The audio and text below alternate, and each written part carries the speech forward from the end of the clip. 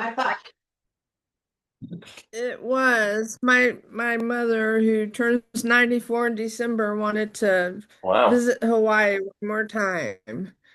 So it was beautiful. but We she had didn't a really want to good visit it time. too much. What? She didn't want to stay too long.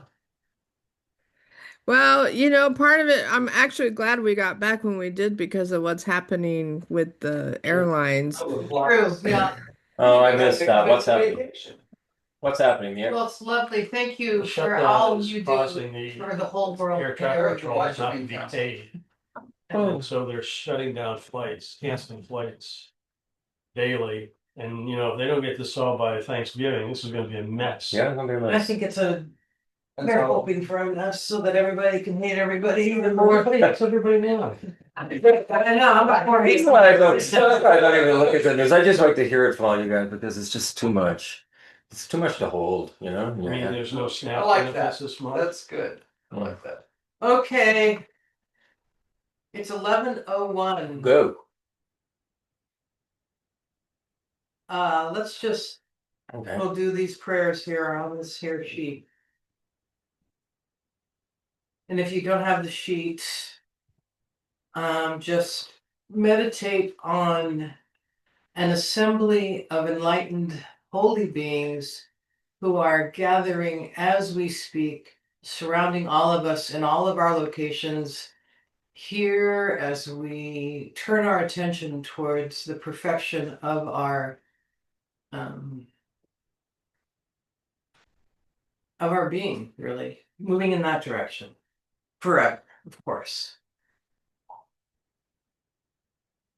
Sangye chodon soki choknam la chanchu baru dakni kyap suchi daki chinyen gipe sonam ki drola penchu sangye drupar sho sangye chodon soki choknam la chanchu baru dakni kyap suchi Daki chinyen gipe sonam ki drola penchir sangye drupal shok sangye chodan soki choknam la chanchu pardu dakni kyapsuchi Daki chinyen gipe sonam ki Drop into Sangye Drupal Show.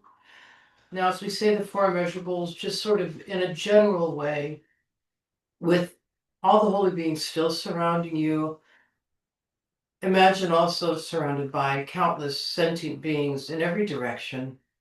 And as you say this, these four lines, imagine all of their pain and suffering exiting them and flowing into you and destroying a black, self-cherishing stain on your heart chakra.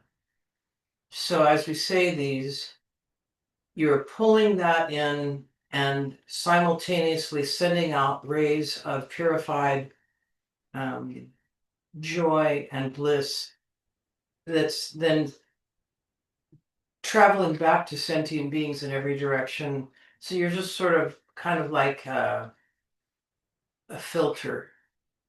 It's destroying your self-cherishing, and then your aspiration to share joy and bliss is simultaneously going out. May all sentient beings have happiness and the causes of happiness. May all sentient beings be free from suffering and the causes of suffering. May all sentient beings be inseparable from the happiness that is free from suffering. And may all sentient beings abide in equanimity, free from attachment for friends and hatred for enemies. And then just take a few breaths thinking about that visualization.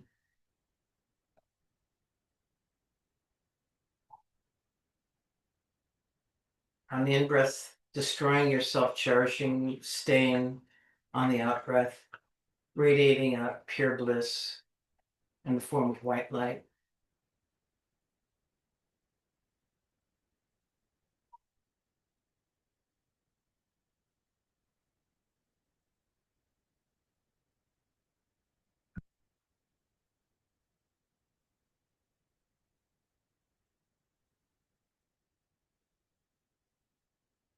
And now recalling your refuge to reliable guides to help you progress in this direction of enlightenment, just about progress.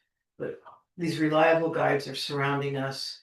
And to them, we recite this seven limb with we're stating our conceptual framework for our relationship with these incredible helping consciousnesses that are presenting to us the Dharma, surrounding us.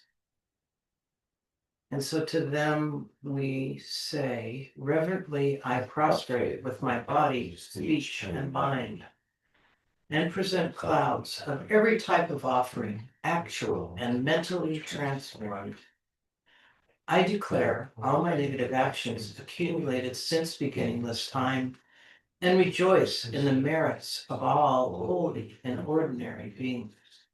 Please remain until samsara ends, and turn the wheel of Dharma for sentient beings. I dedicate the merit created by myself and others to the great enlightenment. And then sort of picture all of that intention as pure potential. There's no obstructions for it to become actualized.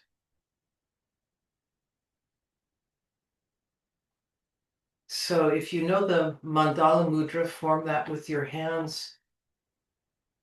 And just remember that, or just your hands in a prayer position, but use your hands, bring your hands together in a way and let them represent the universe in its purified form. So it's sort of a aid to your consciousness, a focal point for your consciousness to visualize a purified environment, purified activities, purified possessions, and most importantly, the purified actions of your body, speech, and mind. This is our offering, our intention to abide in this kind of uncontaminated way. Sajipuki Joshi To Frangri Ji Nide Gyan Padi Sangi Jindu Mi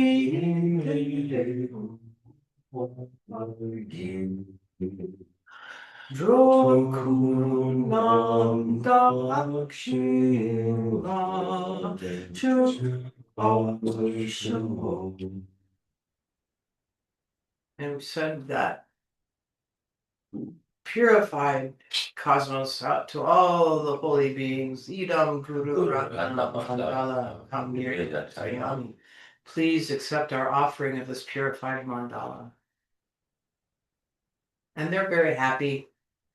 And they're now physically entering into Christopher's consciousness. Oh my goodness. He's got his thinking cap on today. Well, thank you. Those busy little sentient beings, especially those enlightened ones. Um, when I was looking at these verses and all these verses of Nagarjuna's, which are obviously focusing on the nature of reality, and we're talking about emptiness, and this is, very, profound, and it's difficult to grasp.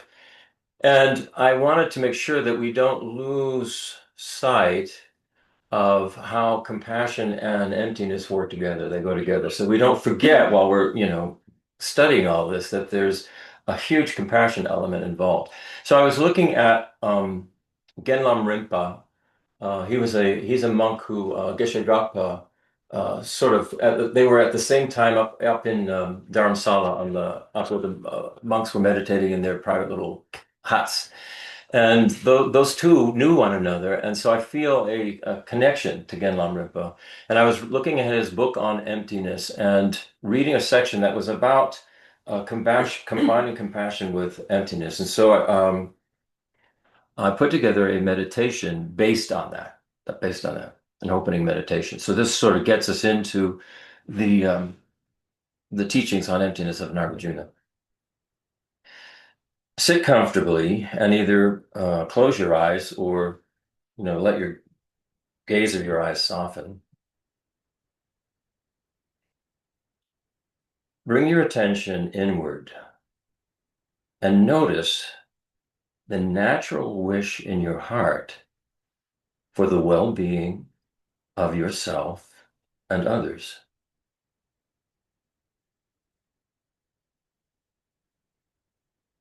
Feel this wish as an innate warmth, an unforced intention to ease suffering wherever you can.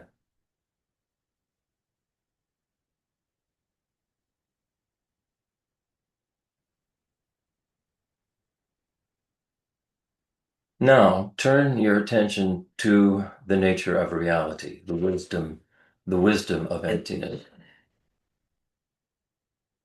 Everything we experience, our thoughts, our feelings,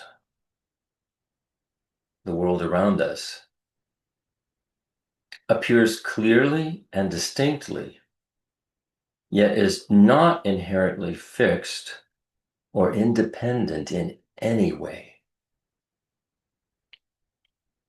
Even the smallest sense of this undeniable truth is enough to gradually reduce our habitual patterns of attachment, aversion, and self-centered concern, opening a space for more clarity and calm.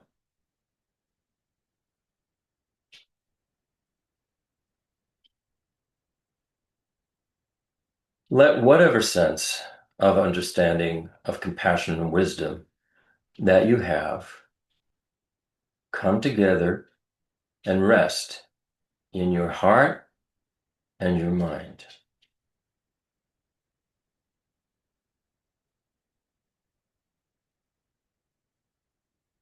With this balance of heart and awareness, now we continue our study of Nagarjuna's teachings on emptiness, something that is often very hard to see, but profoundly worth understanding.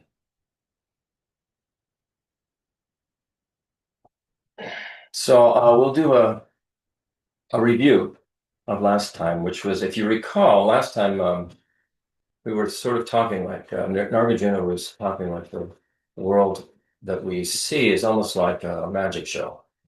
It appears one way, but it actually exists, in another way. So that was session 56. Nagarjuna introduced us to the Buddha's most profound insight that the world and the beings in the world are like illusions, appearing vividly, yet empty of any fixed essence. The Buddha withheld these teachings, which Nagarjuna called the ambrosia of deathlessness, the ambrosia of the deathless. He withheld these teachings from those who weren't ready to hear it, knowing that minds that are strongly attached to appearances would misunderstand emptiness as nihilism. Through the analogy of the magician and the audience, Nagarjuna showed how our perceptions, though convincing, are like projected displays of consciousness, vivid but lacking substance in reality. Seeing this directly doesn't make life meaningless, it makes it lighter. When we begin to sense that things arise only in dependence on causes, on minds, on language, on one another, our grasping at inherent existence loosens up a little bit.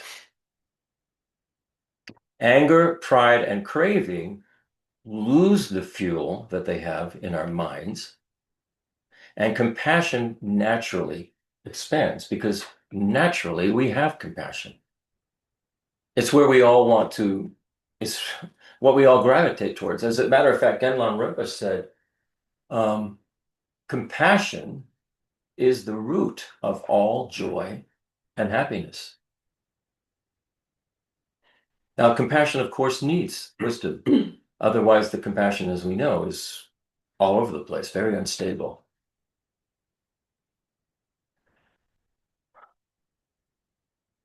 Understanding that everything we experience is illusion-like prepares us for the next step, what's coming up, learning why this truth of emptiness is so difficult to perceive and how the Buddha himself approached teaching it. So this brings us to where we left off. These are verses 116 and 117, why the profound is difficult to grasp. 116, and this is the Jeffrey Hopkins translation. When the body, which is unclean, coarse, and an object of the senses, does not stay in the mind as having a nature of uncleanliness and pain, although it is continually in view, then how could this doctrine of emptiness, which is most subtle, profound, baseless, and not manifest, easily appear to the mind?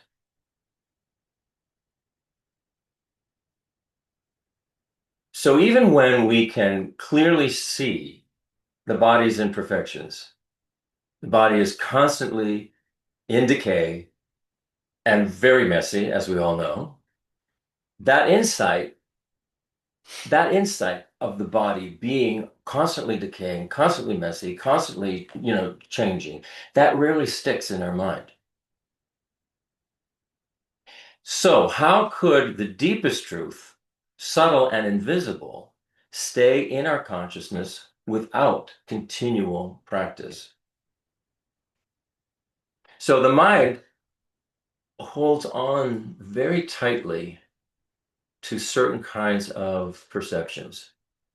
So our Nagarjuna is now turning our attention inward to ask why this truth of emptiness, so simple and freeing once it actually is seen and realized, is still so hard for most of us to recognize. He begins with something that's really familiar to us, our own body. We all know, at least intellectually, we all know that the body is made of countless changing parts, that it gets dirty, smelly, it ages, and eventually it breaks down.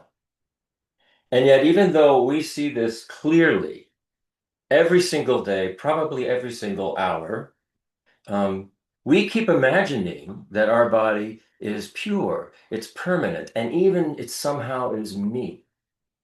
I'm my body.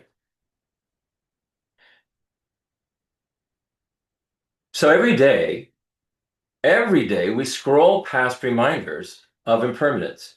The news headlines, aging selfies that, maybe we took 20 years ago and they're still online. Okay, guess I've changed. Changing weather. We see this all the time. The weather changes. And still our minds slip back to the dream that life will somehow stay the same. It's a very interesting habit that we have of grasping, wanting to hold on to things as being the same, not wanting to let go of it. We actually should question that. Why is that even important to us? Wouldn't it be better to embrace the fact that, everything changes and flow with it and work with it, but no, for some reason we want to hold on. And I think it comes down to this, the source or the root of samsara, which is this grasping, this ego grasping at an inherently existing me, and that colors everything we perceive and come in contact with, which is why we have that strong propensity to not let go of things being the same.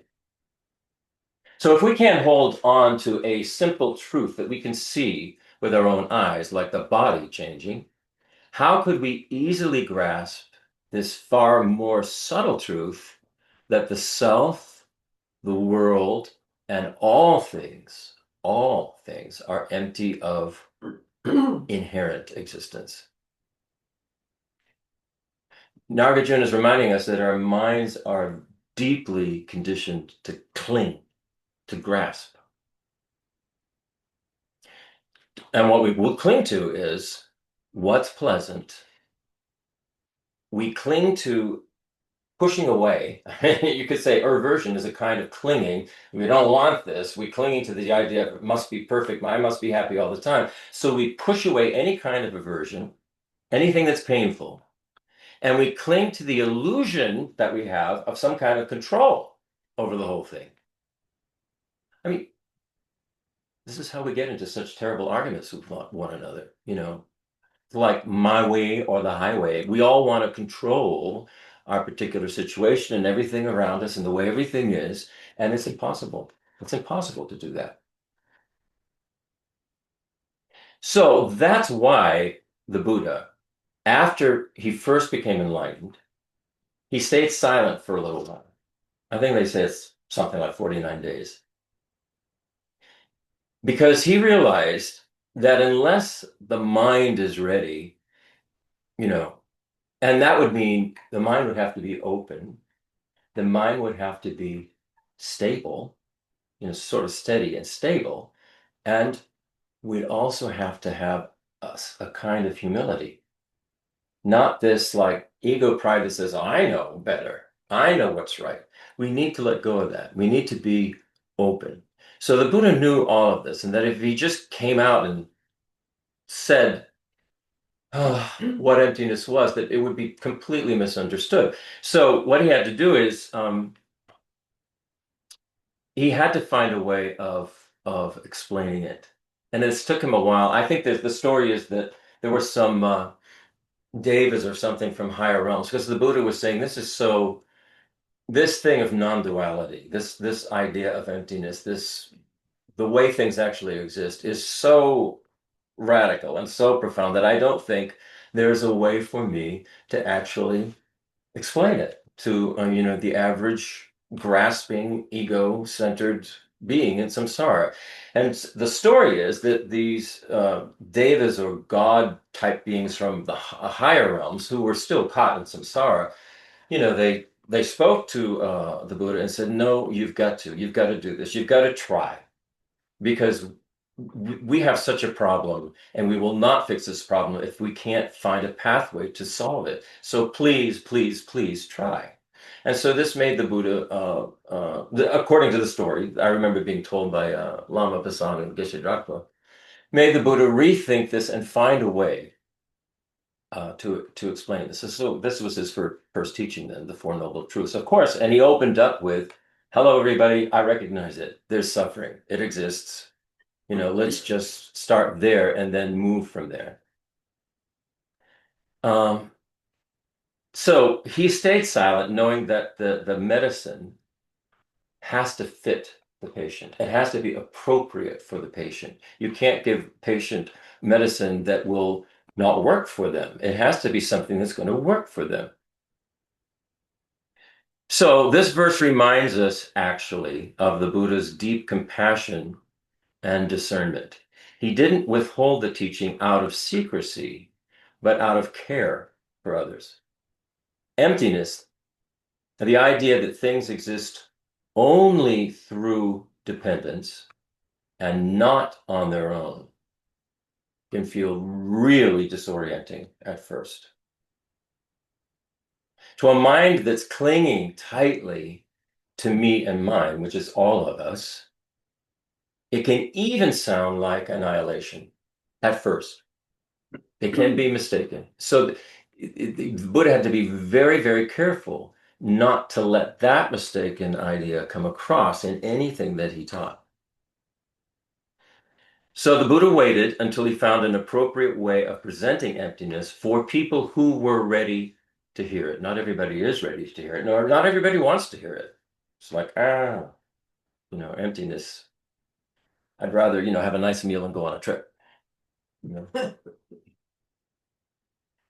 Seriously, because most of us are still we're still chasing after the carrot. We're still grasping after, what does samsara have to give to me? I want a bigger everything. I want a better everything. I want everything, more and more and more and more. And we're not recognizing that with every moment, like we said, like his first verse is that, we are decaying. Everything's sort of going to be coming to an end. And what have we done? What have we done in this lifetime if all we've been doing is grasping after what I want, what I need, what I can get, how I can get better status, higher income, more and more and more, and then I die. And then where does that leave us? We haven't actually progressed at all. We've just to be a saying like, this isn't gonna make sense, but for designers, graphic designers back in the 90s, I'm sure this is a flexible saying, but ancient history. whoever dies with the most typefaces on their computer Wins? Oh my But I mean, it's like, how many perfect pairs of shoes can I possibly have? Or, here we have good Tupperware here at our house now, but It keeps going how on. much? Yeah, I know. I mean, you just think about the things that I'm so guilty of this in weird ways. Oh, okay. I remember in the 90s, because that's when computers came into their full, usage as in terms of a graphic artist. And collecting typefaces was just the more the better. It was just ridiculous. Just ridiculous. I'm now down to Arial three. and time. Arial and Times New Roman, right? Anyway, Um, I digress. But yes, but it's what we do. I just want to say, because this is something that I've been feeling lately. There was a way in which I kept feeling a resistance to some of the reality that how conditioned we are. And I heard Lama Yeshe's reincarnation say something yesterday, and I hardly listened for 2 minutes to his talk. But the implication he was saying was, as human beings born in this planet, in our societies, from the day they were born, the conditioning to be self-cherishing and to expect things to be permanent is, those are the social norms. So families operating, your aunt so and so is this way, and red is good, and peanut butter is yummy, and spinach is I don't know, and and it goes on to world situations, politics, Right. neighborhoods, race, everything is just we're like sponges. So we have to be kind of, it's sobering to recognize. We need to be really grown up and recognize as an adult how much of just even our attitude is just absorbed through living life in this society. And it's habitual, I mean, Yeah. I think we have to be understanding of ourselves, Yeah. I mean, that's basically what I'm saying. Yeah. Understand that it's like, wow.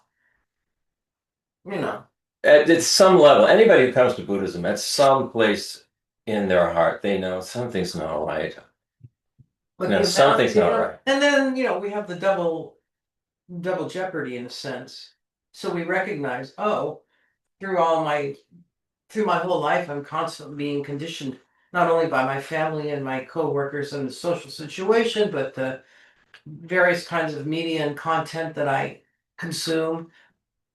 And then, here comes Buddhism saying, this is just, an opinion. All these things that you think are givens are just social norm opinions. Mhm. And, we can see now. And, in our world, we're just, so then here comes Buddhism saying, that's all fine, but that is not reality. I think there was a saying in, what the social structures, what the world thinks and does, you as a Buddhist almost are kind of doing the opposite. I mean, that's the saying, Yeah, there's something like that. So free. I mean, it's like, Yeah. whoa, Yeah. rewind. Yeah. Delete. Exactly, yeah. Oh, if I could only do that. One of the things that makes it, I mean, I don't Crash. know how we acquired, but referencing the eight worldly dharmas, if you all remember the eight worldly dharmas, one of them, these are our eight core concerns as typical human beings in this world. So one of them, and they say it is the strongest one, is we want people to think well of us. And as such, that means we want to mirror the behavior of those we're around. Because if we act weird, as you know, you're a conspiracy theorist or an oddball or Ostracized or in the some black sheep in the family. You're just generally ostracized. Yeah. So not only are we absorbing our societal norms and all of the opinions that are taken as truth, now we have this other aspect that we are compelled to do that because we want to fit in. We want to be liked because we want people to like Right. us. So we want to be like them so that they What like you're us. saying right there is that, but that doesn't stay the same either. So No, I know. You got to really watch yourself. If you don't keep up, Keep up with the program. it's just like, oh, new car now, because Yeah. that's not what they're driving. After a while, yeah. As Yeah. a child, you do see that the neighbors got a brand new Cadillac. We don't have a Cadillac. Oh, how We about have the a thing that a happened with Hoopty out in the Teslas? driveway. That's People part of the love market. Teslas, and all of a sudden, overnight, you got to get Yeah. rid of your Tesla. So Because that if you're in driving your Tesla, somebody might hate you and think you're a yeah, fascist. that in itself makes you want to okay, get me out of here. Yeah. Exactly. Okay, so here's some digress. some thoughts for reflection. Good digression. How could the Buddha's silence itself be a form of teaching? What we've all just been Makes discussing. you looking for answers. I mean, you're gonna have to do it yourself, and Yeah. read the script, so to speak. Yeah. Well, and then if you take that a step further, are there times in our lives where being silent about something is the most compassionate thing we could do? Not That's what you were saying. letting out every opinion Yeah. we have, or just stepping back, being silent. I mean, if you're in a group where you can feel everybody is really focused on a particular way things should be, and you don't necessarily feel that way, it's more compassionate, actually, I think, to stay silent, because it's just going to create so much tension to give a differing opinion in that situation. Rather go, all right, I'm just going to take this in, listen, with open mind, and not have to have an opinion that could just cause more and more, tension. So sometimes silence can be used in a very skillful way. And of course, based on the story, that's what the Buddha did. He took some time to actually think it through. How do I, bring this to a level where it's going to have some meaning for people, starting right where they are, grasping, and all the eight worldly dharmas, wanting, having and not having, wanting, reputation, fame, the whole deal, what everybody's after. How through that? Yeah. Hey, Chris, when you said, the silence, that could be a very, a silence I heard has a very big power. And silence is something that is a proof of lack, sense of not having ego. So on this whole discussion, I was just thinking, ego is probably there somewhere acting to disrupt everything. So maybe silence is something that's gonna help us, like you just said, keep quiet. Because to be opinionated, to say something, to do anything, you got to watch out the ego, right? The Oh yeah. ego is playing behind the scene to prove something. And there's the big danger I see in myself. So silence may be something I mean, where I'm coming from is I've heard a podcast from the guy in India, Maharishi. His teaching was just a silence, Oh, and all he did was silence, silence, silence, and silence probably let you go deeper and deeper, and find things that are there to answer your thing, so that the ego doesn't disrupt you. So it just occurred to me that when you said silence, maybe silence has a big power, because every time you're questioning something and trying to be opinionated and trying to prove what you know and all that, uh, might be an ego playing and disrupt the whole thing. yeah. So I think silence has a big power, which is an absence of egoic state that is very difficult to be in, I think. That's a really good point, Ajay. Yeah. Yeah, I think silence. If the silence is coming from a desire to sort of recognize one's own ego and just sort of like, Mhm. I'm just going to put a lid on this and not Right. engage, Yeah. then that's pretty powerful. Yeah. That's pretty powerful. Yeah. So, I I mean, go ahead. from the sense of acceptance, not giving up, because Yeah. I'm not saying give up and be silenced. No, you are actually rising above the level to the acceptance where you're accepting everything. Hmm. That could be a powerful thing if one Yeah. can do it. Yeah, right. When we're in these situations where you have, and this usually occurs in groups and usually with families, where everybody's starting to sort of argue about things, and um, that silence can enable you to see your own ego, your own opinions, and go, you know what, this would really be best for me to stay out of this. Because once the ego is engaged, there's no Hmm. way you can reflect on what's going on. You're just, Hmm. I have to be right. And Hmm. that's where we get into all our trouble. So the silence actually is powerful. Even if we don't feel like being silent, to just shut our mouth. I mean, this is one of the things Rabina says all the time. Just keep your lips zipped. Keep your And hands. sometimes the other party gets even bigger message when they sense your silence in a, Yeah. like uh, the higher self type of silence, and you could feel that he will get more than saying with the words. I think because silence, sometimes the silence do have this powerful communication between two people. Mhm. Yeah, when Kavita and I were visiting with a bunch of her family in Sicily, and we were all staying together in this beautiful villa, and there was a lot of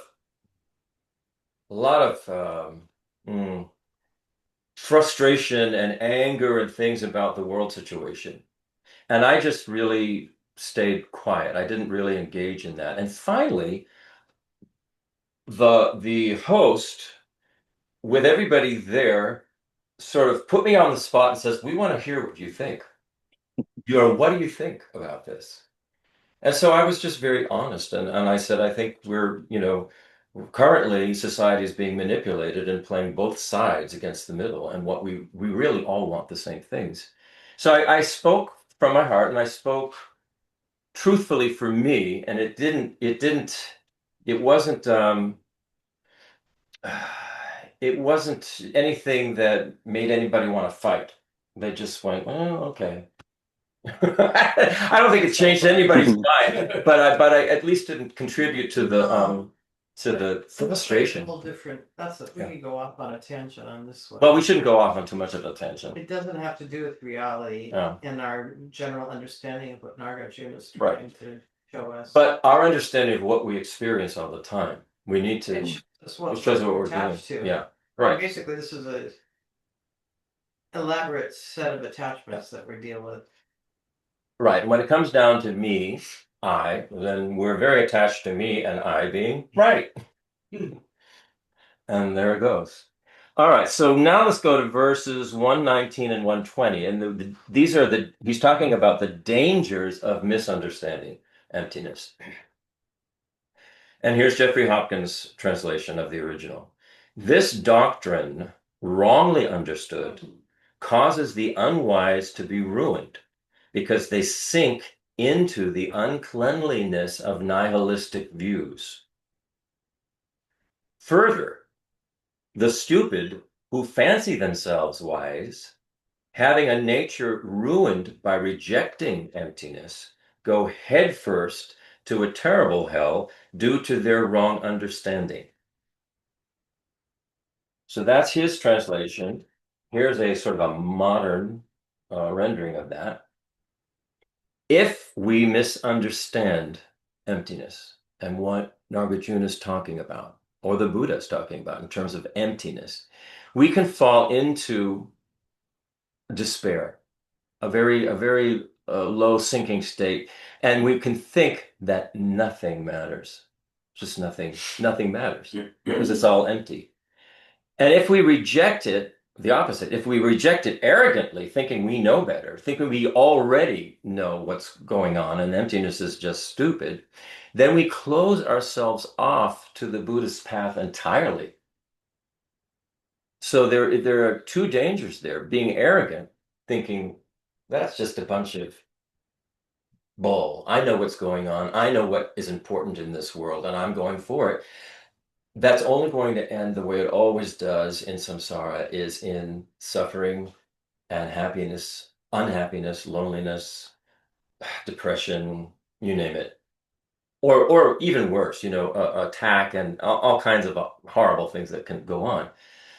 So those are two dangers. You fall into nihilism, or you think that's stupid. I know what's right, and we go on our merry way and don't get any value out of the Buddhist teachings. So uh, we have to be open-minded. We have to be as humble as possible, given that we're all have ego grasping, but as humble as possible to let these teachings really begin to sink in. And I think they sink in slowly and gradually, and they get stronger and stronger the more we reinforce them through our meditation practices, through our studies. It becomes part of who we are and how we think, and we begin to see the utter logic in it. And through that, for me anyway, the logic is the thing that gives me the faith in it. I really can trust it based on the logic. But at first I don't think somebody I'm trying to think back to myself when I first heard all of this. I was mistaken about emptiness. And I didn't see the logic in it. And so it took a while. But I trusted the monks. I trusted them. I trusted because of the way they were. So I've continued to listen to them. Speaking of understanding, I know that anybody who's on our email list, which is probably everybody on this in the session, in a couple of weeks, there's 3 Tuesdays in a row where Geshe Drakpa's niece, who's, you probably, if you read the email, please do look at the email. It's 3 Tuesday night podcast where she's going to talk about, she's been a Buddhist for life. Geshe Drakpa was our root guru was her uncle, and he basically raised, her name's Tenzin Minky. Yeah, we've known Minky for a long Because time. Minky's mother passed away at a young age, and her father lived in a Tibetan resettlement village that was away. So Minky went to Tibetan Children's Village, which is right near the retreat mountain Christopher was talking about. Anyway, Minky subsequently went to university in Varanasi and has just not too long ago completed her doctorate. She's now a PhD in Tibetan Buddhist studies, and her topic was about emptiness and the middle way. She is not going to teach as such about how to realize emptiness. But what she is going to do in basically three 1 hour sessions is going to talk about why she felt it was important to dive into the particular text that she's looking at, which is Dharmakirti, is one of these Indian masters that we always talk about, the Nalanda masters who were so expert in this. But she's going to talk about what it was about Dharmakirti's writing that she felt was so essential in this particular chapter. Then she's going to talk about her process in the second session, because she traveled around India to various monasteries and interviewed various teachers to develop her thesis. And then in the third session, she's going to sort of summarize the takeaway learning that she got, and the importance and what she gleaned from the writing. So almost like as a personal favor, if you can join in it on any one of those or all three of those, it would be very nice. I know Geshe Drapa always encouraged us to help Minky in any way we could. She's now become a very independent young lady. But I think this would be her first time teaching Americans on, yes, it's on Zoom, but I think it would be lovely to have, a handful of people hearing what her, it'd be interesting for one thing. And then I'll be sending out more of those emails. So I just wanted to do a little personal appeal for y'all to, if you're free, I can on those 3 Tuesdays. That would be swell. And there'll be a Q&A at each session. You'll sort of introduce her and Yeah. moderate. It'll be okay. sort of closer to a podcast. She's not Yeah. just going to talk. Yeah. Okay. Yeah, it'll be more like a give and take a little bit. I'll prompt her if needed. In other words. All right. Let's move on to the next set of verses, 121 and 122. These are the dangers of misunderstanding emptiness. Oh, continuing with the dangers of misunderstanding emptiness. Just as one comes to ruin through wrong eating. Wait a minute. That's right. Yeah. I just read it again this morning. Yeah. Just as one comes to ruin through wrong eating, but obtains long life, freedom from disease, strength, and pleasures through right eating. Okay. So one comes to ruin through wrong understanding, but obtains bliss and highest enlightenment through right understanding. So just as healthy food nourishes us and spoiled food harms us, the right understanding of emptiness leads to awakening, while a distorted understanding of emptiness poisons the mind. So it's really important that we don't get the wrong idea. Nagarjuna is using really simple earthy imagery here. He says the way we feed our mind determines our well-being. Right understanding strengthens wisdom and compassion. Wrong understanding breeds cynicism and confusion. So, we have to ask ourselves, what kind of mental diet are we feeding ourselves on a regular basis, day after day? This is really important for us to think, because if we're feeding ourselves the wrong information, this is going to breed confusion and unhappiness. And do we want to continue to do that? It's really up to us. I think what happens is our egos get so engaged in the worldly things and the worldly ups and downs and desires and aversions, and then we give them huge importance. But at the end of the day, at the end of our life, what have we actually done? What have we done with our mind? It's really important to think about this, think about it regularly, and think about it now. What are we actually doing to our mind? How are we feeding it?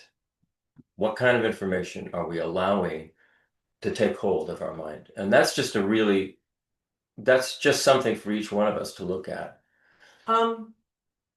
Something I'm using myself, and I've referenced this before, but the advice, I think it's in the 7-point mind training, there's one of the pieces of advice in these one-liner advice catalog, if you will, laundry list of things to do. One of them is in between your Dharma meditation or your meditation sessions, your formal study and practice, in between, view things arising to your awareness as like a dream. So, for example, and so practically speaking, it's helpful and in your mundane activities, which are not to be totally abandoned, it's helpful to know what's going on in the world. So you look at, but look, when you look at what's going on in the world, I'm trying to develop a distance that, okay, the teachings say view things that I come into contact in between meditations like dreams, and I'm finding it helpful to put some space there so that I'm not grasping onto what I feel is the right and wrong in any of the situations that, come to your awareness through the news. Be neutral things like weather or weather catastrophes or political things that are more charged or whatever. Or I even sometimes I get really irritated at stupid news about celebrities. Like I go, what the, who cares? So anyway, I mean, I'm mentioning that in this context because this is part of this middle way thing. As long as we're still in and among, we have to figure out, and we have to figure out how to operate in the conventional realm while keeping our anchor in a more in the emptiness, in the aspect of what is truly going on, because you can't say what the happenings in the world are appearances.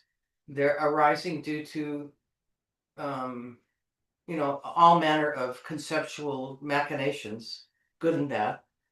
And that's karma. That's how it works. And we can't say they don't exist. And that's how it works. And that's what. So Yeah. what the Dharma, in a sense, is doing is not telling us to abandon existing with appearances. It's telling us clean up, purify your attitude, your interactions, your attention. Bring your attention to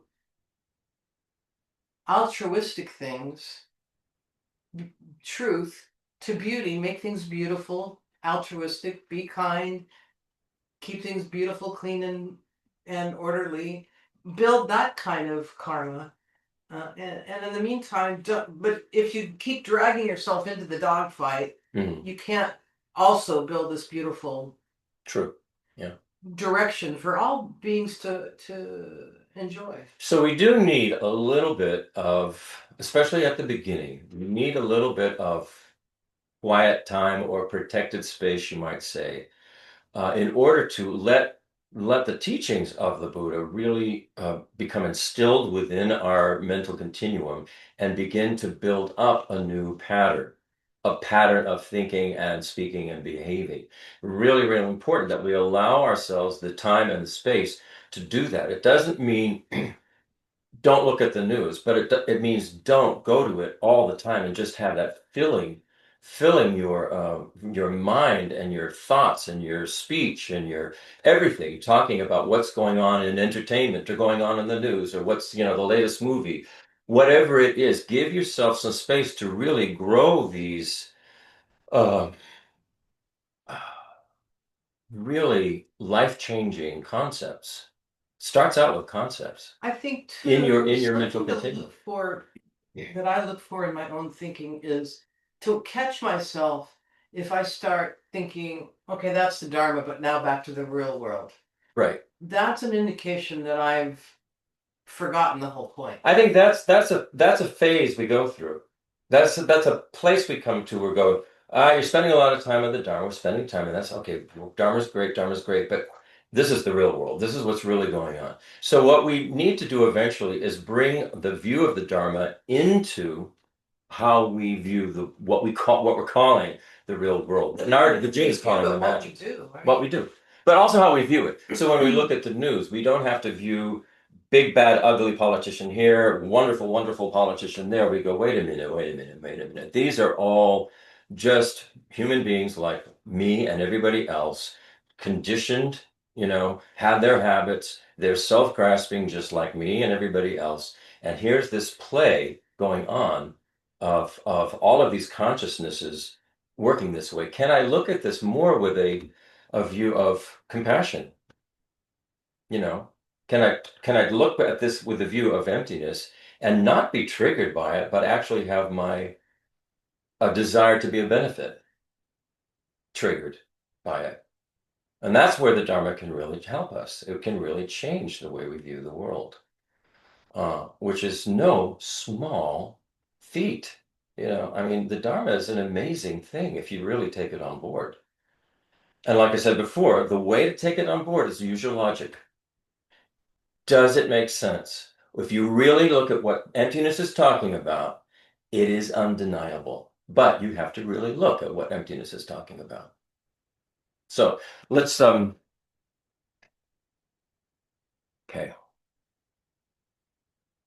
All right, here's verses 124 and 125. Why realizing emptiness matters. And here's the Jeffrey Hopkins translation of these verses. If this doctrine is not understood thoroughly, the conception of an I prevails. Hence come virtuous and non-virtuous actions which give rise to good and bad rebirths.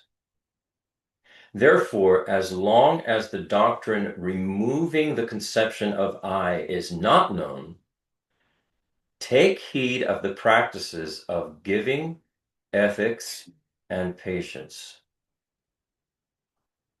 So when we don't thoroughly understand what emptiness is, then the I remains at the center of everything. And it drives both our good and our bad karma. This I, the me grasping, it drives both our good and our bad karma. Until a deep wisdom that understands emptiness, maybe even conceptually understands, a very deep understanding of wisdom arises in us, it's super important for us to follow the practices of generosity, ethics, and patience to create causes for us to be able to awaken. Because if we are just being blown like a leaf in the wind with all of our emotions, all of our afflictive emotions and our grasping and our attachments and our anger and our frustration, we will never be able to understand what emptiness is saying, because we will be too caught up in our habitual patterns and our habitual triggers. So what we have to do is we go back to the first practice that the Buddha gave. And it's the most, I would say, because it's the first practice, it is the foundational practice. And in that sense, just like the foundation of the house is the most important thing you're going to do. If the foundation's wrong, the house is wrong. We all know this. So you get the foundation right. And this is the very first practice, which is ethics in your speech, ethics in your actions, and ethics in your mind and your thinking. And this is a practice. This is the seven limb practice is about this. So we have to do this on a regular basis. And the Vajrasattva practice, and combined with seven limb, this is all out there. There are links to do this.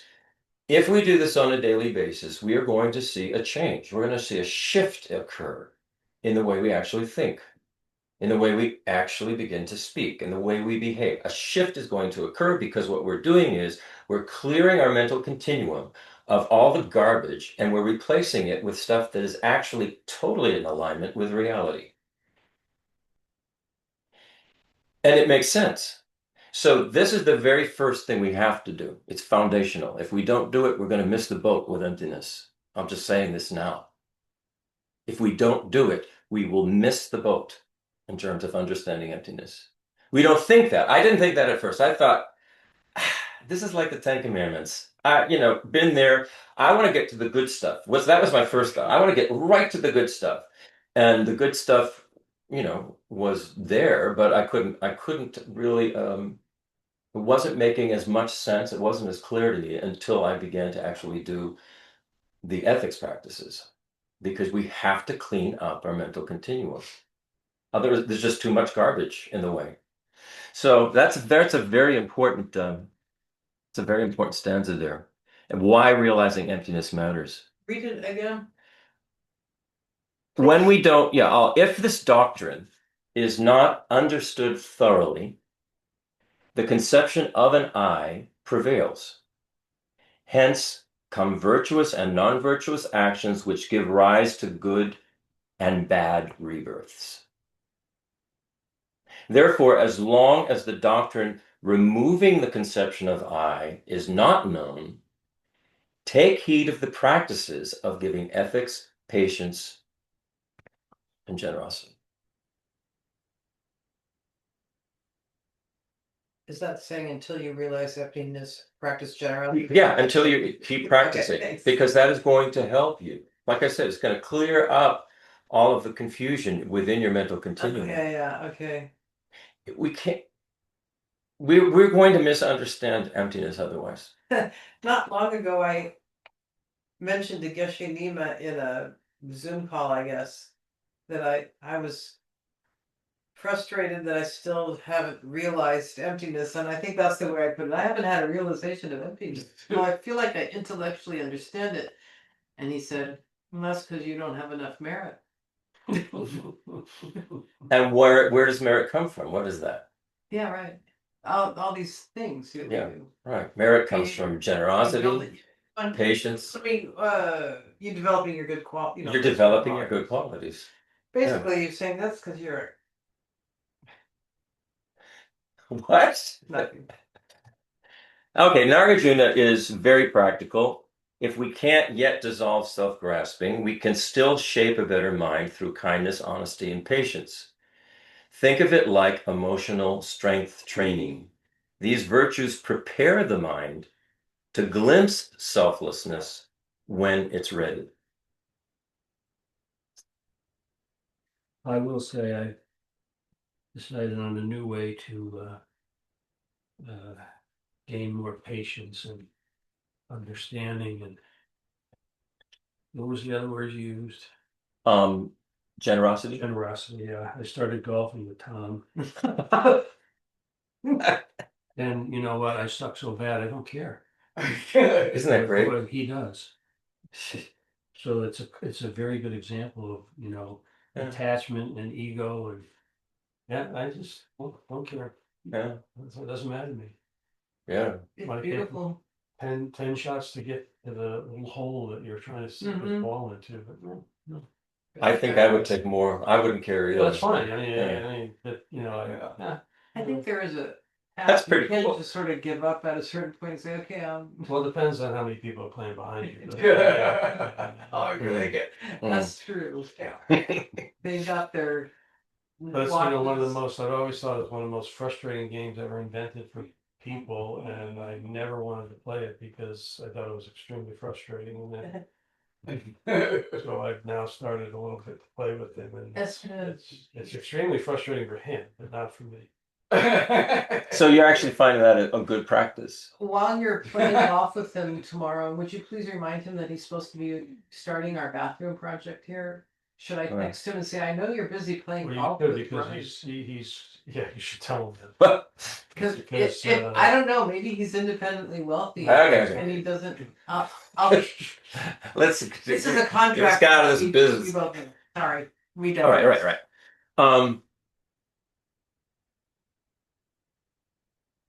It won't. I'll tell him it won't be nearly as frustrating as his golf game.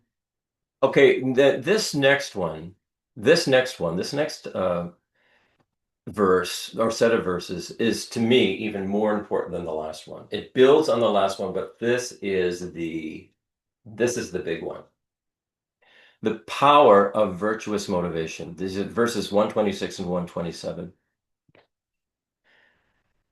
Jeffrey Hopkins translation. A lord of the earth who performs actions with their prior, intermediary, and final practices is not harmed here or in the future.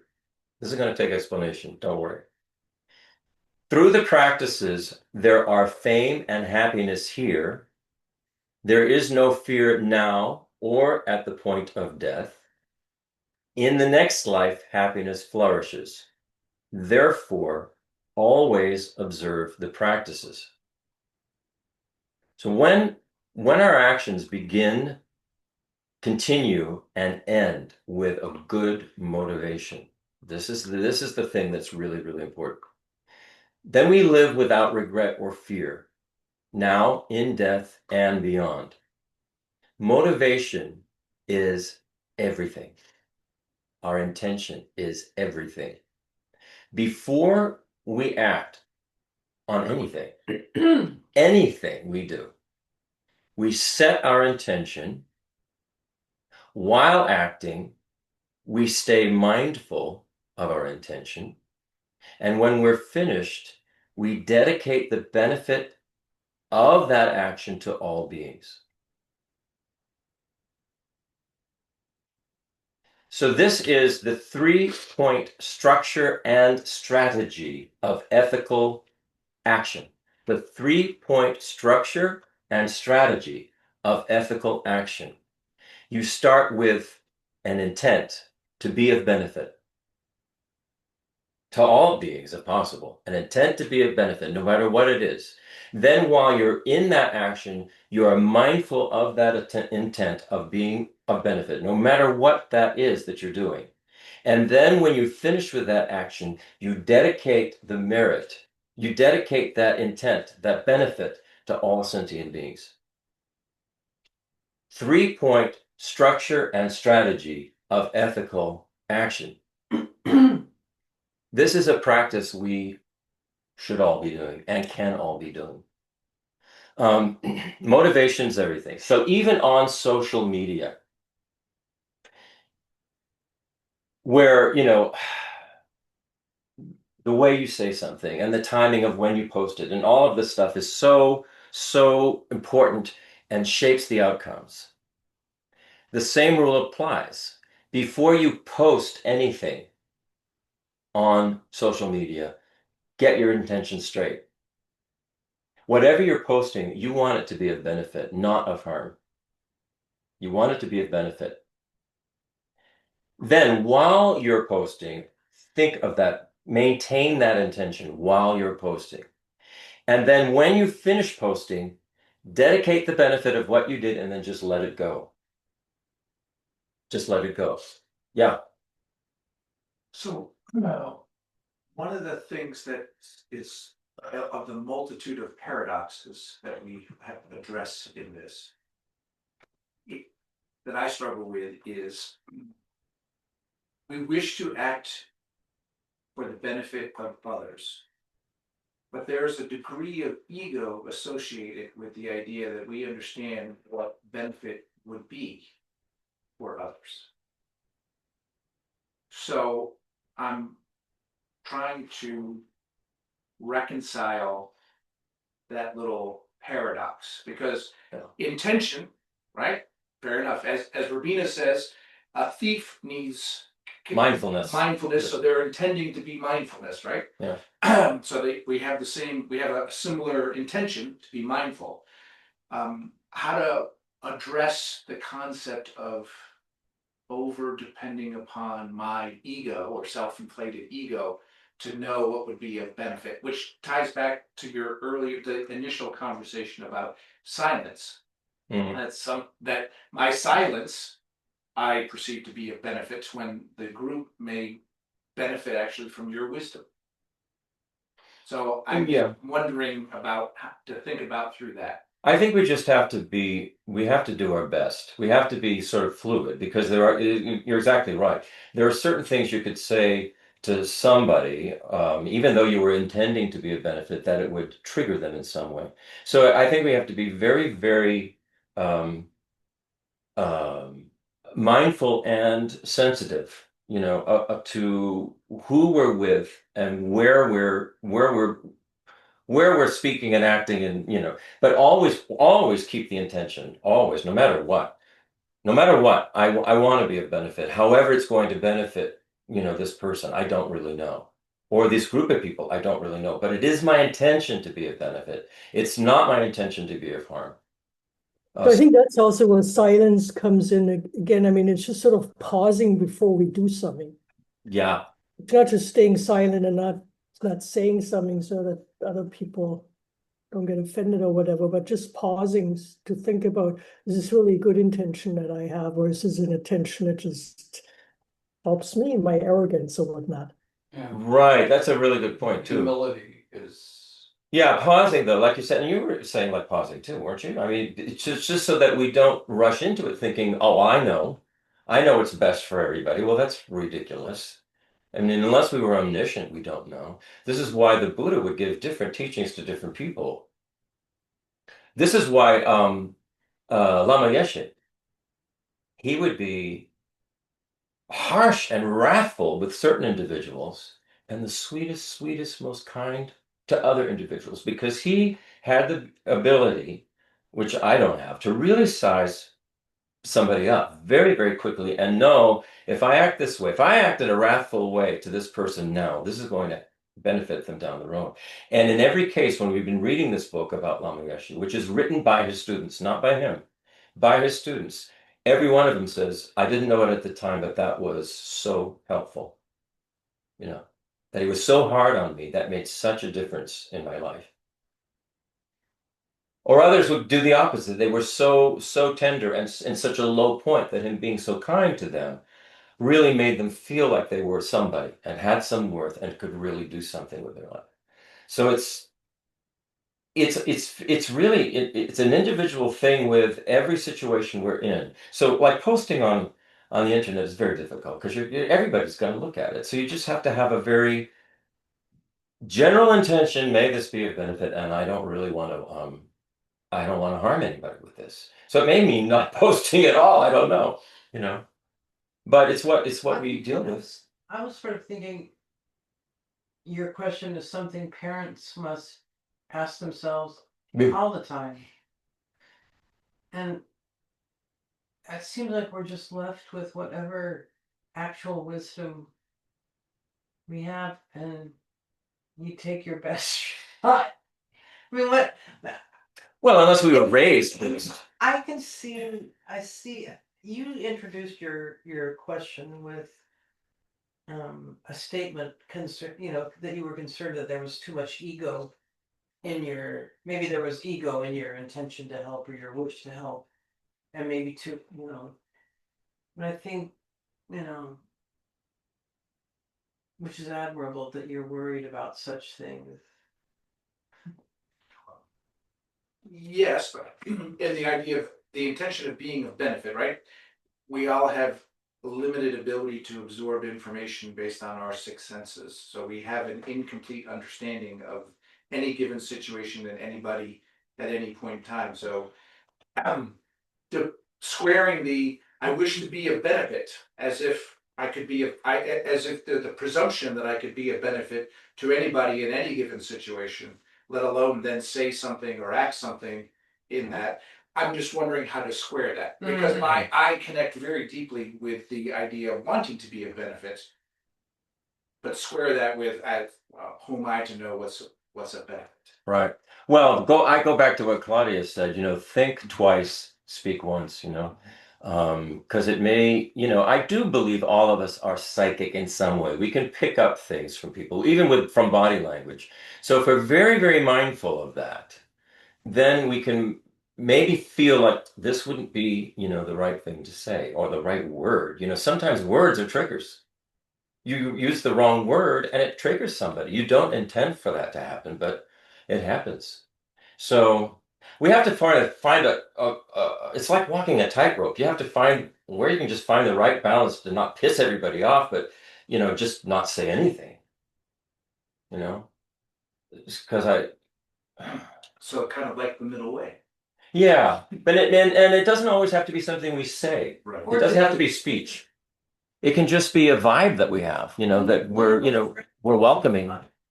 Who's on a long recovery journey, and always this question comes up of how do I know what's helpful? Maybe this is harmful. But I sort of have this underlying sense, this kind of pre-verbal, that this person knows that he's welcome is enough, and Yeah. that we don't know if we're doing the right or the wrong thing, but he knows that we exist and are available. I really I mean, that's, to me, I don't know what else to do. I feel that's really, really wise, because I think if we can get across to whoever it is that we accept them the way they are, we accept them who they are, and we want to be supportive, that's huge. If they can just feel that without even having to say anything, if they can just feel, this person is not judging me for my particular behavior, and you're just accepting me where I'm at, who I am, what my behavior is. And unless it's harming, unless something that person is doing is actually harming themselves or someone else, then you need to step in and stop them from harming. But other than that, just to be very supportive in your vibe and accepting of them goes a long, long way, I think, for them to feel comfortable in their skin around you.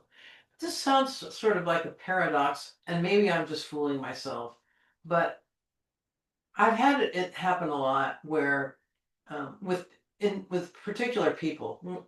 There was a Vietnamese monk 20 years ago, and we would go to his temple, and I would think I was really irritated by some of the goofy things that were part of his rituals. And then after a few months, I just started developing the idea, oh, he is enlightened Buddha, and he's just doing this. It's sort of a joke on me to see if he can push my buttons and get me to be pissed off instead of.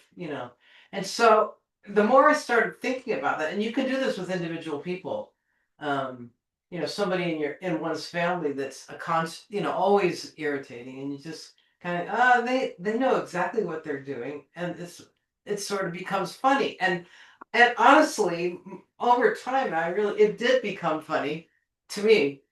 And I don't know, I mean, and there was a certain truth. I didn't even know exactly. There was a certain truth arising out of that, because once I got to that side of the reaction, it was like, it was it was actually more valid than my habituated judgmental reaction. It was like, oh yeah, this is all kind of. Yeah. This actually goes back to this. No. Anyways, a lot of words. This very, very profound view of what this calling non-duality. That every trigger we have is our own trigger. It's our trigger. Not that person's not consciously triggering us. Because if we didn't have that trigger, it wouldn't do a thing. We wouldn't be bothered. So we have to get back to that. It comes back to us, our responsibility for ourselves, our own mental continuum, our own triggers, and work on that. That's why those practice, going back to that three-pronged practice and practicing the ethical, that first thing, the ethical speech, actions, and mind, and clean that up, because then we'll clean up the triggers that we have. And if we get to the point where the only thing that triggers us is just triggering us to want to be of benefit, that would be fantastic. Rather than It would be fantastic. The world, if everybody was that way, world peace would happen overnight. Overnight. So do we want to do that ourselves? Do we want to let go of our triggers, sort of reshape our mental continuum, and be part of, world peace? I think it really comes down to, do we want to do that, or don't we want to do that? Do we want to have it our way, or or a way that the Buddha's talking about. It's kind of like that. It's sort of simple when you know, really get down to the base of it.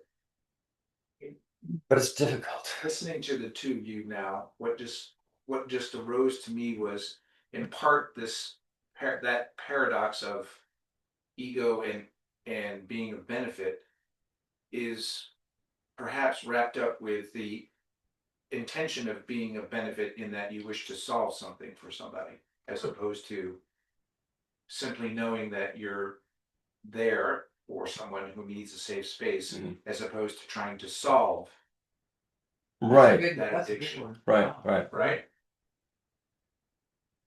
Yeah. Yeah. I think that's I think, that's you the know, place. Yeah. investigate the impulse to solve. Yeah. And so what need are you fulfilling? Yeah. When you're trying to solve Right, something. right, right. I Right. mean, you can say, I'm very humble and this is what I'm going to do to make this person better, give them a better path, rather than that's something they have to figure out for themselves. Maybe I can open the door just a little, rather Or than, yeah, give them the space. you know. Yeah. Yeah. I mean, I think that's something we've hit on here. We're not trying to solve. Yeah. I think in a way, you know, we talk about, you know, the minute we get out on the street, all the bad habits come back because the guy that's driving crazy or whatever. And when you have those things, do we ever take the time to just pull over to the side of the road? And that's just a way with your mind. I'm gonna Yeah, chill I out. do. I don't get triggered on the road. I really don't. The worst that happens to me now is I'll get afraid because I didn't see something. Or somebody cut me off when I wasn't ready for it. But I don't go, oh, you asshole. That doesn't even come up for me. No, I'm just using it as a metaphor. Yeah, but it comes up Okay. a lot. I What we mean, are doing, and it's kind of the same thing, is that you to pull back and say, you know, it's going to be better for this person and for my karma to just, you know, unless obviously, like you said, if something horrible is going to happen yeah. as a result. Yeah. You know. But Yeah. and I think we see it in the United States right now, is that if we would all start doing that rather than all the friction and the contention, it would be so much better. But you know, Well, start with yourself. That's Right. exactly. Right. You know, It's a very fine little line there, isn't it? it is, because when the ego Mm. or the I'm not going to listen to that, or nobody's talking to me that way. You know, why do you think they're Right. necessarily talking to you? Right. I mean, there's that kind of built-in, Right. Yeah. defensiveness. Yeah, we do. We really need to work on ourselves to eliminate our triggers, because there are triggers, nobody else's. And if we eliminate those triggers, a person could say anything, and we would only, you know, want to be helpful and supportive. I mean, you know, it's interesting to think about that. One thing to think about it, another thing to actually do it, you know. But that's why we have life. We get to practice every day. Every day. This is the benefits of not living in a cave, is that we are with one another and we do get to practice, you know. The benefits of living in a cave is that you can take a lot of time to work on your mental continuum and then go out into the world. But the stories they tell of these guys who are, you know, these monks that are up in the cave for years and years and years, thinking they're doing so great. And then their teacher comes up and, you know, says something like, you know, all the people down in the village think you're a jerk. And he flies off the handle. So nothing actually got solved in terms of that particular meditator's triggers. So we do need to be out there in the world at some point, and we all are, you know, to varying degrees. So this information is, I find it to be, you know, very, very helpful. Here's the last. This is the last stanza. 128. Dharma as the highest policy. The practices are the best policy. It is through them that the world is pleased. Neither here nor in the future is one cheated by a world that has been pleased. So living by the Dharma, with kindness, honesty, wisdom, support and acceptance, it's the best policy. It benefits both our situation in this world and what comes next, whatever comes next. It will benefit that in our mind stream is going to benefit us, whatever comes next. So Nagarjuna is offering a very timeless strategy, which is integrity. Whether you're a leader or a parent or a friend, acting from Dharma pleases everyone. Not through flattery, but a very genuine heart that is trusting and is at peace. So the value that's going to come is not from, I think, like you were saying, not fixing, but actually learning how to harmonize with one another. What you mentioned, like a chord. When a chord is, there's a wrong note, discordant note, saying this is wrong, this needs to be fixed. If you can find your note in the chord that harmonizes, then we've done something really wonderful, and something beautiful occurs. So that's kind of, Nagarjuna is saying, use this Dharma as your strategy, as your strategy to make the world a better place, make your experience of the world a better place than everyone else's. So it's not fighting and saying, this must change, you must change. It's sort of, whoa, how do I harmonize with this? How do I deal with this in a way that makes the situation comfortable? It's a little different than, thinking we need to fix. Because we don't really know. It's not black or white. Yeah, we don't, right. And since we don't Right. always have all the facts. We don't really know. We're just making assumptions. Yeah. So I think that's incredible advice from Nagarjuna. Read it again. I'll read okay. The practices are the best policy. It is through them that the world is pleased. Neither here nor in the future is one cheated by a world that has been pleased. So are we actually pleasing the world? Are we pleasing those who are around us? Or are we at odds with them? So harmonize it. Find the way to harmonize in a way that's, beneficial, that's not hurting anybody, that would be great. So here we have I think it's time we'll have a little closing meditation, and then maybe even time for anybody has a thought or question. So again, just sit quietly and bring your attention inward again to compassion. The wish to ease the suffering of others.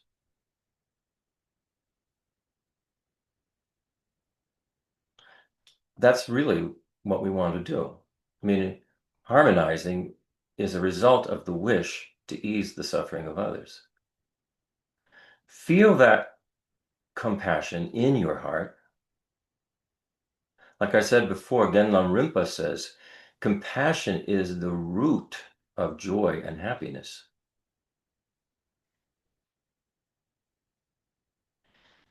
Briefly reflect on Nagarjuna's emptiness teachings. The world, our thoughts, and even ourselves are not solid or independent as they appear. Like a window opening in the walls of our habitual thinking,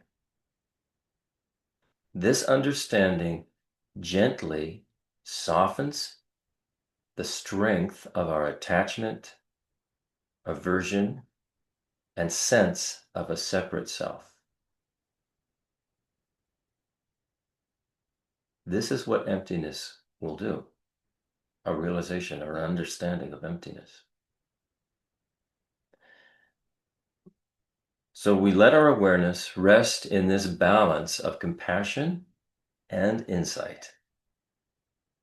And let us recognize that with each moment of understanding, each act of kindness, we are building the spiritual path toward lasting freedom for ourselves and others.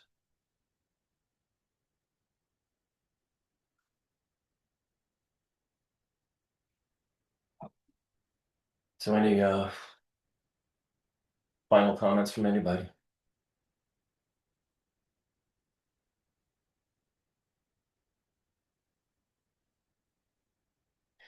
In some ways, it seems quite simple, but our habits are so strong.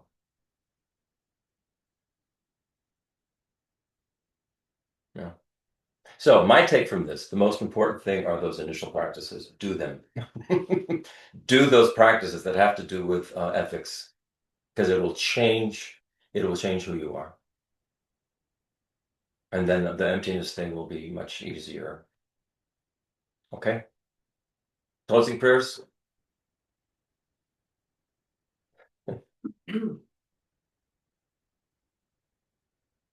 May the precious voting mind not yet born arise and grow. May that born have no decline, but increase forevermore. May the view of emptiness, not yet born, arise and grow.